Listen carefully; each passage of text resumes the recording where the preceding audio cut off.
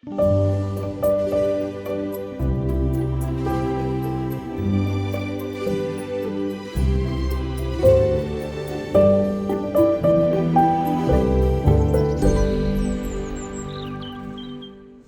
pozdravljeni v podcastu ob Svetovnem dnevu duševnega zdravja, ki je letos posvečen duševnemu zdravju ob kriznih dogodkih in dostopu do pomoči.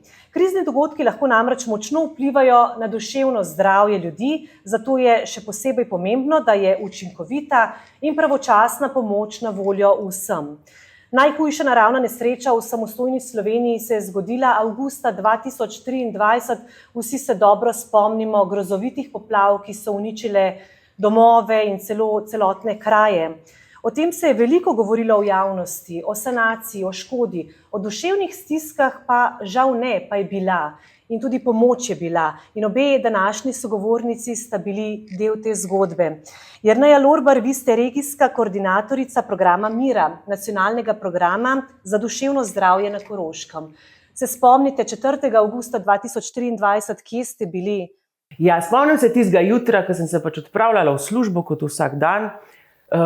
Sirena je bila tik pred tem, da sem se vstala, pa mi tudi ni bilo pravzaprav čisto jasno, kaj se dogaja.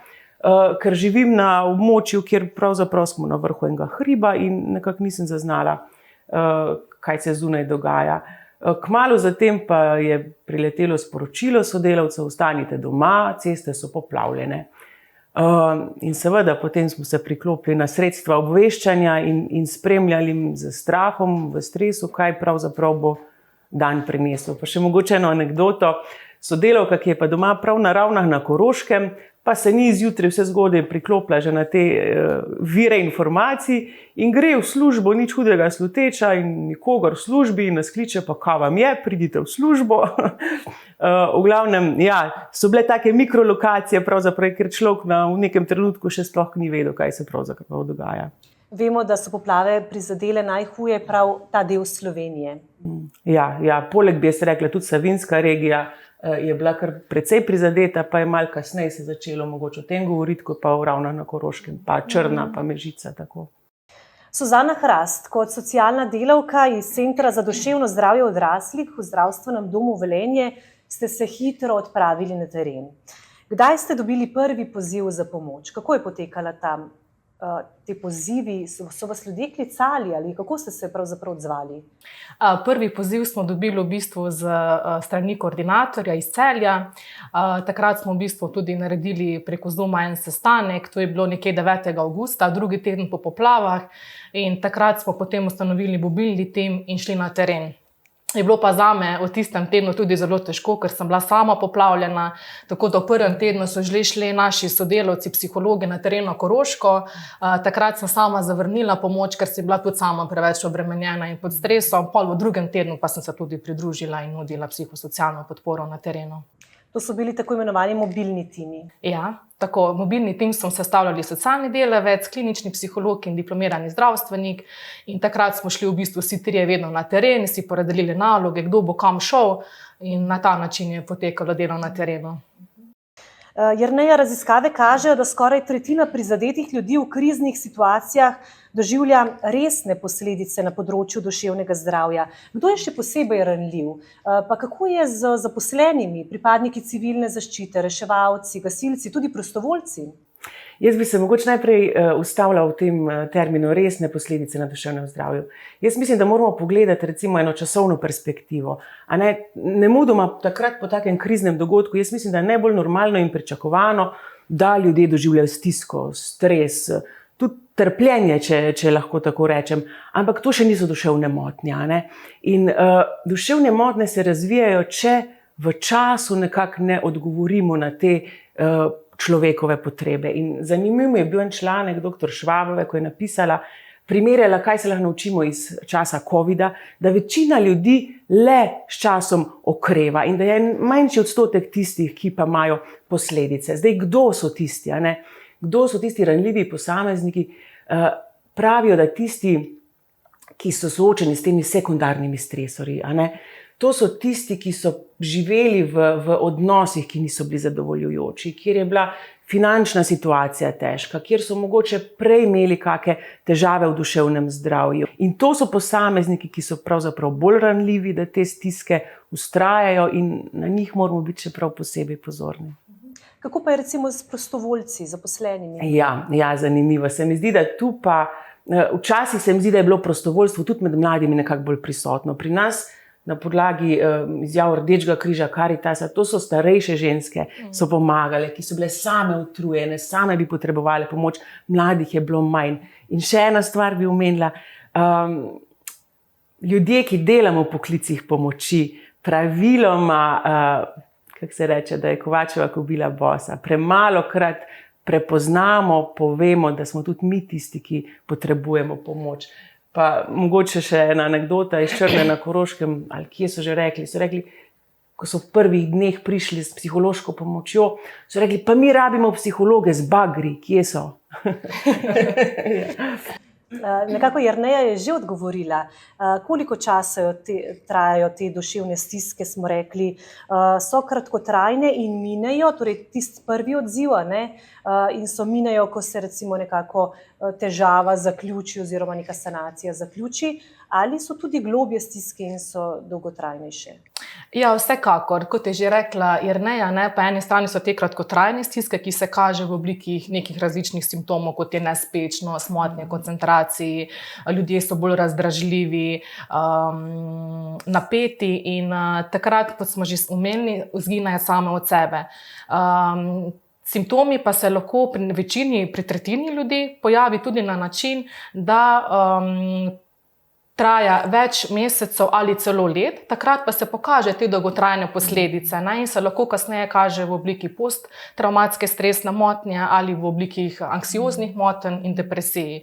In zato je res zelo pomembno, da znamo prepoznati te stiske in tudi takrat, ko je vse končano, da znamo spremljati duševno zdravje posameznika in ponuditi podporo, če to opazimo.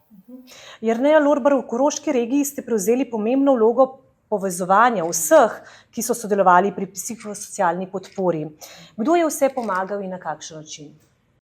Se mi zdi, da je ta neka osnovna vloga nas regijskih koordinatorjev zdaj nekako prišla do izraza. Mi smo že v osnovi v naših regijah zato, da povezujemo deležnike.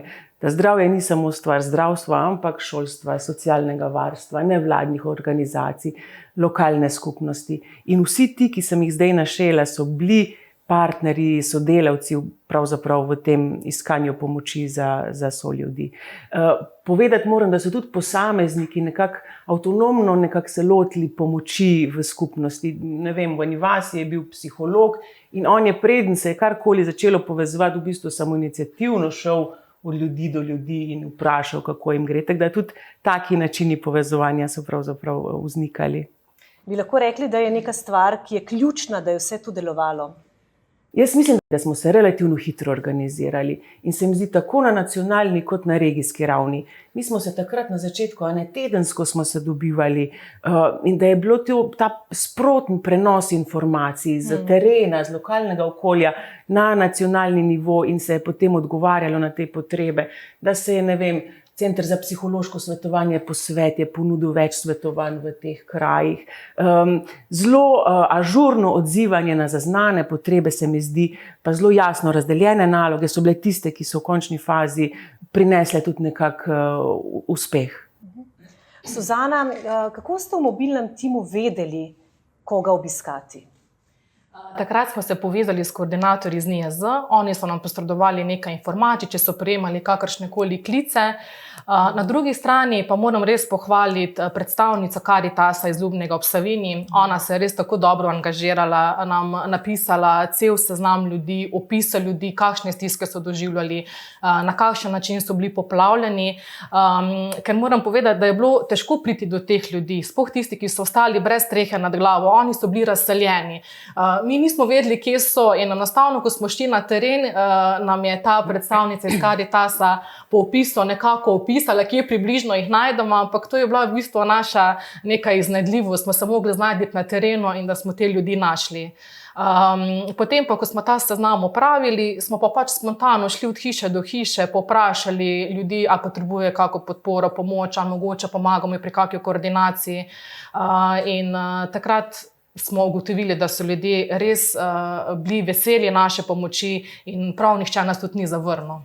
Torej so vas lepo sprejeli. Ja, Mogoče bi jaz dodala, da različica, recimo pri nas je bil pa Rdeč križ tisti, pri nas je bilo v mobilnem timu premalo kadra, da bi šli od hiše do hiše in smo dobili okrepitve strani Rdečega križa in so pravzaprav oni najprej prečesali teren, potem so od ljudi dobili soglasja, tisti, ki so se želeli vključiti in potem je Center za duševno zdravje pravzaprav kontaktiral. Tako da so bile malo različne. Tudi pri nas je potem to bilo, ampak je bilo mogoče to kakšen mesec kasneje in so nam potem tudi nam pošiljali ta soglasja. Na začetku smo pa bili mi z mobilnim timom kar malo prepuščeni in smo se kar, kako bi rekla, zaplavali. In opravili odlično delo. Povejte mi, kakšne stiske so ljudje takrat doživljali? Takrat so res doživljali predvsem te materialne, kot tudi čustvene stiske, kajti na eni strani so ljudje izgubili avtomobile, streho nad glavo, pridelke, te gospe, ki so imele vrtove, polja, to jih je zelo prizadelo, ker jim je to vse uničilo. Spet drugi so izgubili podjetja in tukaj so terjale se velike finančne izgube, kar je zelo spremenilo njihovo življenje. Spet na drugi strani so se pa pojavljale res te hude čustvene stiske, ki so se pojavljale v obliki občutka nemoči, izguba varnosti.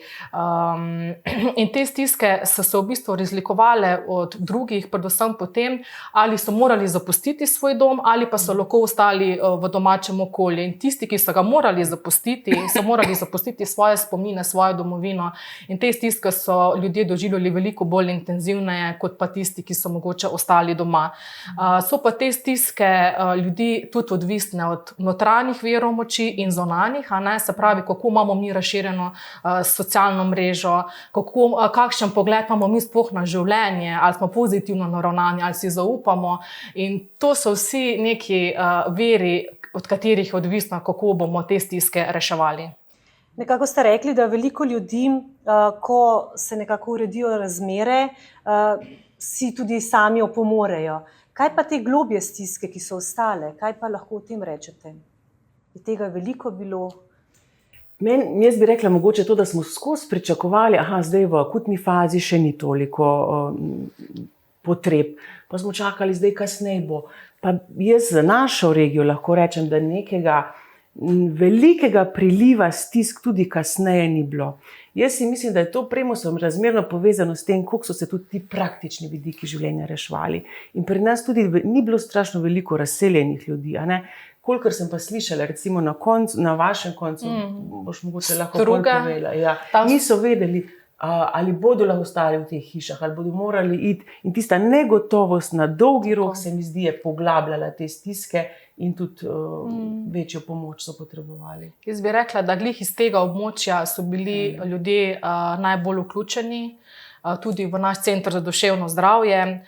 Nekateri ljudje so potrebovali psihiatrično podporo, se pravi, da so predpisali terapijo, ker so bile stiske teh ljudi res močne, predvsem zaradi te negotovosti, ker niso vedeli, ali bodo mogli se seliti, kaj se bo zgodilo, če bo spet dež.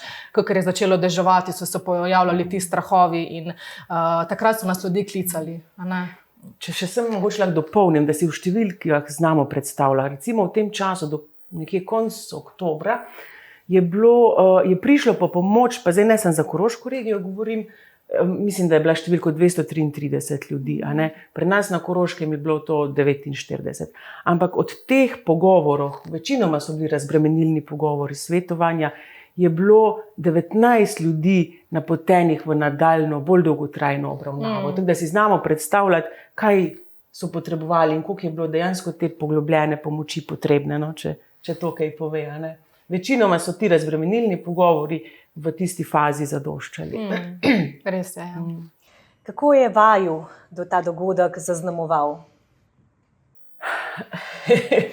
Jaz bom zase rekla, sem po naturi taka, da se mi zdi, da verjamem v dobro v ljudeh. In se mi zdi, če me je kaj ganilo v tem času, je to, kak angažma tega dobrega v ljudeh se je pravzaprav zgodil v tem času. Meni je bilo to res dragoceno. Prihajali so vseh koncev Slovenije. In to se mi zdi, da je en tak napovednik, mislim, mi to imamo. Čeprav ta sodobni čas velikokrat to skrije, pa naplavi nek prah čez, ker se nam zdi, da vsak sam zase skrbi, ma ni res. Takrat, ko je treba, znamo pokazati. In se mi zdi, da me je to res ganilo, pa hkrati sem se želela, a lahko to ohranimo tudi takrat, ko niso krizne razmere. No? Jaz sem tudi imela to v misli, kar si že ti povedala, ampak jaz bi pa še vseeno dodala to, da mene se vseeno zelo dotaknilo te človeške zgodbe ljudi. Kako lahko ljudje v teh res težkih razmerah preživimo, kako se borimo za preživetje, kako takrat stopimo skupaj, ne razmišljamo več, kdo je kdo, ampak samo enostavno gremo, pomagamo. In kako smo iznajdljivi v tistem trenutku. To, ko so ljudje v strugah pripovedovali, kako so se reševali, kako so voro napeljali, kako so drug drugega varovali, da so prišli čez tisto vodo, da so šli gor v hrib, da so šli na varno, kako so se znašli, da so v bistvu naredili iz papirja, so si pisali, da so si sporočali, ker ni bilo signala. To se mi je res zelo dotaknilo. No? In to, ko ljudje pripovedujejo, ko zraven jokajo in ko res doživiš njihove stiske, se te res dotakne. In me je res, ko sem prišla domov, se mi da celoten naš tim smo potrebovali neko intervizijo, da smo se tudi mi filtrirali, ker smo kar take težke bremena in zgodbe poslušali. Se prav to me zanima, kako ste vi poskrbeli za lastno psihofizično sposobnost. Vi ste rekli, da ste imeli še doma škodo in svojce, za katere je bilo treba poskrbeti. Jaz moram priznati, da je bil za mene to res velik izziv. Najprej doma sanirati, pomagati, hkrati biti kot strokovni delavec na terenu, nuditi podporo, da sem res potrebovala sama pri sebi razčistiti, da če ne bom poskrbela za sebe, da ne bom mogla biti več pristna in pomagati ljudem tako, kot bi morala. In v tistem trenutku sem res poskrbela na ta način, da sem probala dovolj spati, da sem se malo umaknila, da sem šla vseeno, da sem si vzela čas, da sem šla mogoče v hribe, malo odmislila vse skupaj. Največ mi je pa ponudila, mi je pomagala ta opora najbližjih. In to je tisto, kar me je držalo po konci. Zelo lepa istočnica se mi zdi to, kar si rekla. To, kar tudi psihološka prva pomoč uči, na letalu, če je nesreča, mama mora dati najprej sebi masko, da lahko sploh otroku pomaga. Ne pa bi kdo rekel, ne, otroku najprej, ni res. In to se mi zdi večkrat pozabljamo. Za sebe pa jaz to čisto rečem, čeprav nisem bila osebno prizadeta, ampak se mi zdi v krogu družine, v krogu ljudi, s katerimi imaš dobre odnose, se meni viri moči povrnejo. Rekli ste, da so nam poplave prinesle tudi to neverjetno povezanost in solidarnost. Kaj smo se naučili, kaj lahko iz tega povlečemo in prenesemo na današnji čas? Jaz moram omeniti to našo pobudo, ki smo jo potem v septembru pa oktobru v naši regiji izvedli, in sicer obeležuje se Svetovni dan preprečevanja samomora in Svetovni dan duševnega zdravja. In meni se je zdelo, dajmo, prosim, to čutenje, to skrb za drugega, dajmo potegniti še malo dlje v prihodnost, tudi če so akutne stvari že nekako za nami, in smo eno ustvarjalno pobudo, ki smo jo poimenovali Tisto dobro med nami. In smo vsem našim partnerjem v regiji poslali poziv, naj fotografirajo, naj rišejo, naj ustvarjajo, naj pesnijo, in smo zbirali ves mesec te njihove pobude in naredili eno razstavo iz tega. Razstava je pol v naslednjem letu potovala po koroških knjižnicah in se mi zdi, da če kaj, potem smo nekako želeli ta duh empatije in pomoči povleči, kakor dolgo se da, tudi v mirne čase, zato da bi se vedno znova spomnili, da to je v nas. Ja. Jaz sem pa v bistvu tako spoznala, kako pomembna je res skupnost, kako zelo pomembno je, da samo prideš mimo pa vprašaš človeka, kako si. Že to lahko naredi res veliko razliko. Kako lahko v bistvu res vzpostavimo zaupen odnos, če pristopimo na nek spoštljiv, z odprtim pristopom do sočloveka. In kot je že omenila Jerneja, ti medsosedski odnosi, to, ko se je pojavljalo, drugemu smo pomagali, res smo stopili skupaj, in to je tisto, človeška prisotnost in toplina, to bi moralo ohraniti v današnji družbi, da bi bila družba še bolj okrepljena. Imate vi kakšno posebno anekdoto iz tega časa? Ja, jaz bi mogoče izpostavila tak primer dobre prakse.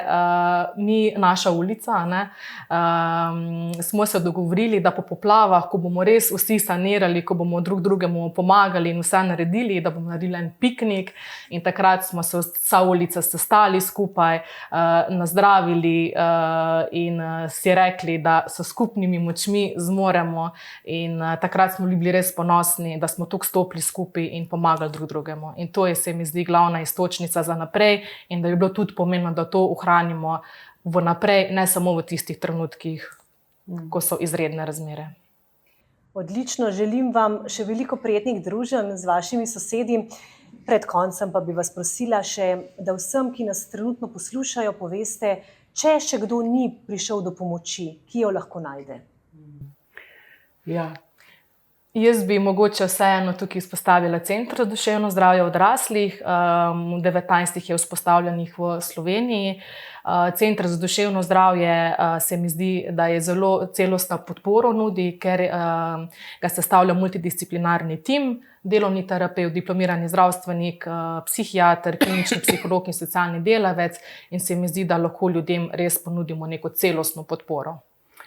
Hkrati bi pa jaz omenila, da obstaja tudi še cel kup drugih virov pomoči v regijah, in bi mogoče gledalce povabila na spletno stran Mira, kjer po regijah so porazdeljeni in zdravstveni in drugi viri pomoči, in jih lahko vsak pravzaprav najde tisto, kar njemu najbolj ustreza. Odlično. Najlepša hvala za izkušnje in želim vam dobro delo še naprej.